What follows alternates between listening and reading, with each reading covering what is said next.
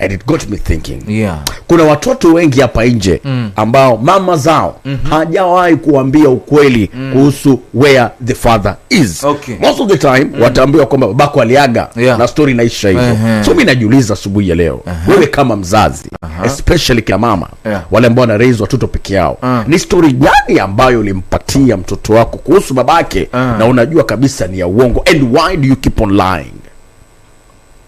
See, to protect the family, inabidi tu kama mzee yuko Dio. na hateke ya hii familia, Dio. the only thing you can do as a woman, wewe uko na hauteke ya familia, Dio. wewe ulikufa tu. You are good as dead. Yeah, you are good as dead by the way. You are as good as dead. Yes. Deadbeat dad. Kama jina lao pia anaitwa deadbeat dad.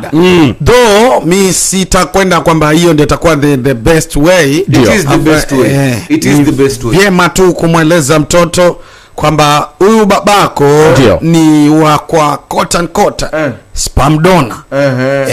Ni kwa mfano labda yeye ni deadbeat kwamba ashughuliki. Jamani, tuliweza kumpata na yeye yupo.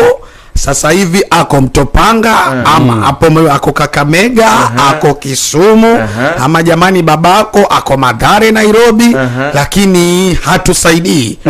Unamwambia tu openly ni hivi na hivi na hivi. Namba yake ya simu ni hapa. Wewe pia kama labda damu nzito kuliko maji, maybe mama ama baba, unaweza mreach.